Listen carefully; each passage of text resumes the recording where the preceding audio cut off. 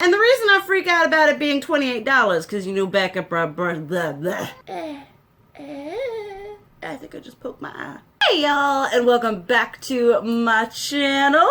So today we are going to do a video discussing products that I own, that I have tried, that I feel either aren't worth full price or just something that I like, but I wouldn't pay full price. And a few of these things are items that I have like gotten on sale because like I wanted to try them or I wanted to have them, and I'm like, yeah, they're great for the sale price, but if I were to go back, I wouldn't invest the full monetary value in them. And as always with these sorts of videos, these are my opinions. If you want to pay full price and you think these products are the most amazing thing since sliced bread, that is amazing. You keep doing you, boo.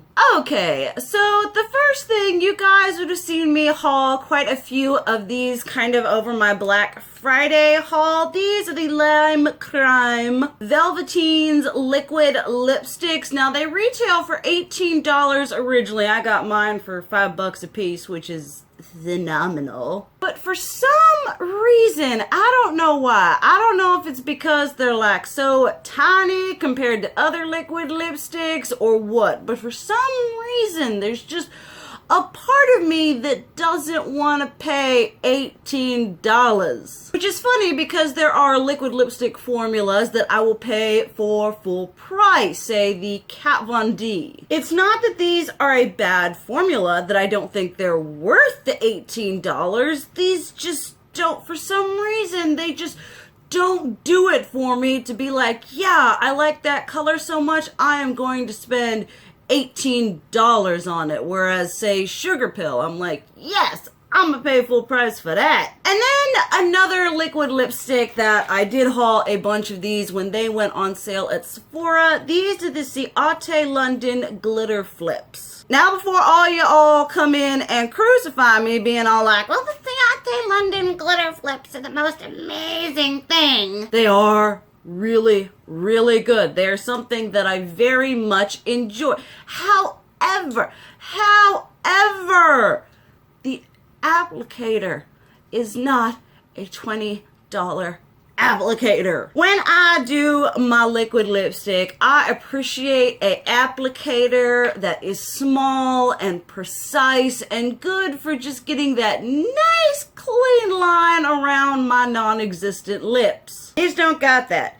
These have a super, and I just gushed it. These have a super fluffy applicator, and you may not be able to tell on camera, but when you're trying to get that nice precise line and you got these little feathery fluffy bits being on the edges, it tends to, you're getting there, you're like, all right, nice and crisp, and then you get one of them little feathery pokey things that just right above the nice and crisp line, and you're just or it moves around while you're trying to do it, and so you're like, there's like inconsistencies in the line rather than the applicator just being like all the same line. So the formula on these are fantastic, but because of that applicator, this is something that I wouldn't go in and be like, yes, I'm gonna invest $20 in this because I know I love the formula, but I know I'm gonna be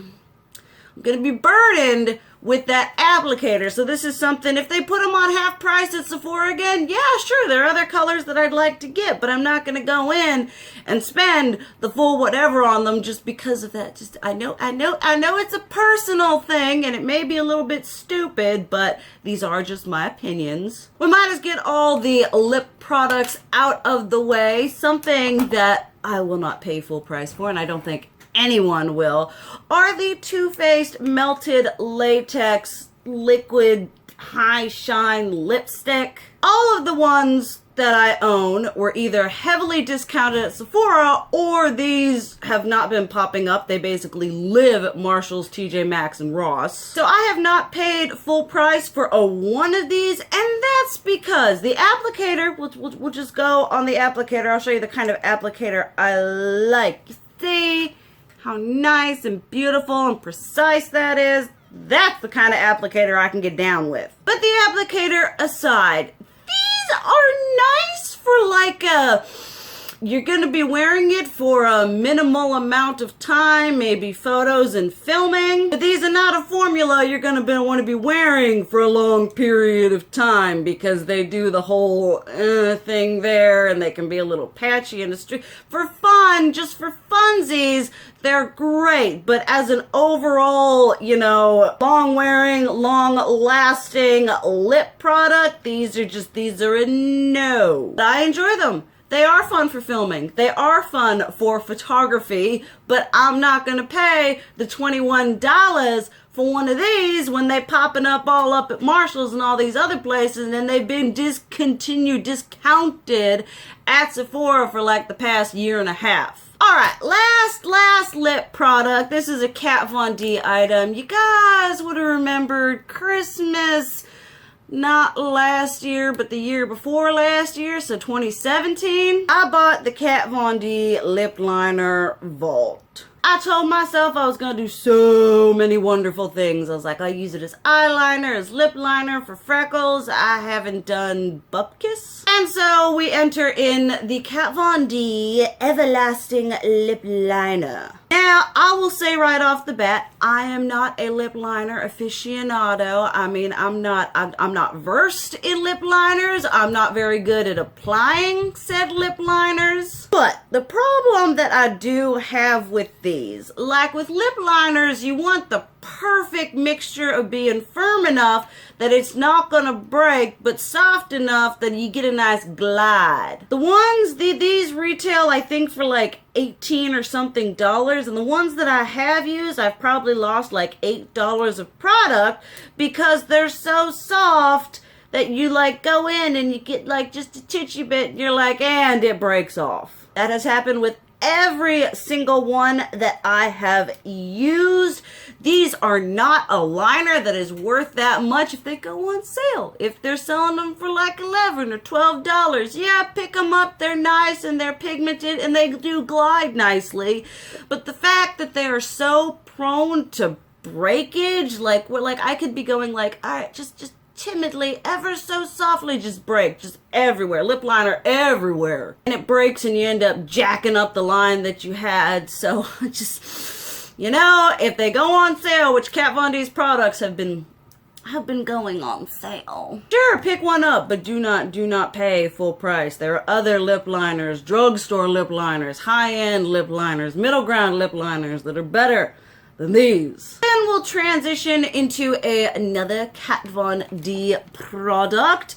These are her Metal Crush Extreme Highlighter. I did a whole review on these discussing the annoyance of having two shades that were in that palette be re-promoted, as well as the shade that she had for her 10th anniversary one. These, I think, retail for $30, which, you know, for a high-end highlighter is whatever. Becca retails for $38. But if any of y'all have been, like, thinking about getting one of these, they will be on sale. They will go on sale. Just wait for it. Do not pay full price for these. Unless you are a complete, absolute lover of glitter. Now, we're not talking a highlighter formula with glitter suspended in it. We're talking about kind of a faint, effervescent and glitter. The Jeffree Star Supreme Frost and the Ciate London Glow 2 highlighters are a formula with glitter that stays on your cheeks. These you gotta work. If you buff it in, the glitter's just like, well, goodbye. For being as like emollient as they are hideously powdery, and they're fun for a nice top coat every once in a while, but this is not a highlighter that I would say, yes, go out and spend the $30 investment on this. But if you are looking for a fun highlighter, and they go on sale, they clearance, they show up at Marshall's, sure, spend the 10, 11, 12 bucks on them, but not the 30. Next up is kind of less of just a singular product and kind of a whole brand. Who's ready to get real here? Tarte. And a little bit in, you know, a little bit particular Tarte eyeshadow palettes. This is the Tartelette Toasted. I do absolutely love this palette. Smells like chocolate vanilla goodness. But I feel like Tarte as a brand has really like fallen from grace. Like they're just, you know, aside from their horrible PR decisions, they're just not a brand that's revolutionizing anything. They haven't created anything that's like, woo, you know, they're like, all right, every year we release a blush palette. That's become expected. We release foundations. I mean, they're just not bringing anything exciting to the market. And as such, a lot of their stuff tends to go on sale. So when a Tarte product comes out, like a new palette or a foundation or whatever, I'm just like, I'm gonna sit back and I'm gonna wait for it to become a weekly wow, or for it to just go through the cycle and end up in the sales section on Ulta or Sephora, because that is the trend that I am seeing. And on a whole, Tarte just isn't a brand that I feel is, they're kind of desperately treading water at this moment. Then in the same of a brand that I'm not paying full price for anymore, anything NYX. NYX is a drugstore brand. When I first started getting into makeup and doing the whole whatever, making my way up to high end, NYX was a brand that I had a fair amount from. Some of their products, like their liquid lip whatever things, love them, holy grail. But with a lot of their new releases, they've been pushing that price point. They had those $30 palettes, then things are coming out that are like $20 and $25. And when you are an affordable brand that has, you know, middle ground quality, why are you bringing your prices up to like, we're getting towards high end? I just think their prices at this point are flipping ridiculous, and it isn't something that I see myself, you know, whenever there's a NYX product and I look at the price, I'm like, that's a little steep. They had that Love You So Mochi collection with those highlighter palettes. I really wanted the $18.99 for 3 highlighters from NYX. I was like, no, that's not. They had those little compact $10 a piece. I was like, no. When you got Wet n Wild throwing out like great formulas for a more affordable price, wow, why would you raise your prices? It just doesn't make sense to me. Then the last 2 things that are things that I wouldn't pay full price for, just because I feel like a lot of price points, it has to do with if the product is worth it. And as my dad loves to say, something is only worth as much as someone is willing to pay for it. Which is very true. Becca highlighters, shut up and take my money. I will throw that $38 at you. But Jeffree Star original skin frosts, as well as the cargo powder blushes, which I think these things are like $28. And the reason I freak out about it being $28, because you know Becca blushes are like $32, $34, is that Cargo is like, they're not a high-end brand. They're like a middle ground brand. And it's that whole like, you're a middle ground brand, kind of like Pixie. Now, I like a lot of Pixie products, but you're like, you're middle ground, but you're really, really freaking expensive. You're not affordable. So these I always get when they're on sale, or I look for them at Marshall's or all those other places. And well, I like this formula. After creating a formula like the Supreme Frost, which are amazing and wonderful, these are $29, which for Jeffree Star is a high-end brand. You get a crap ton of product, you know, the price is pretty good competitively, but they're just, I don't get a lot of enjoyment out of these, or paying $29 for these. Like it just for some reason these products, I don't know what it is, they're just there's that pullback where you're like, I don't feel like paying the full price. And it's pretty and it's beautiful and it's shiny, but like I said, for some reason, I just don't want to go there when they go on sale, if they go on sale. But when he has like his whatever kind of things, you know, yeah, sure, I go in and get more. There are a couple more colors that I would like, but I'm not going to go in and be like, boom, $29. It's just not going to happen at this point in my life.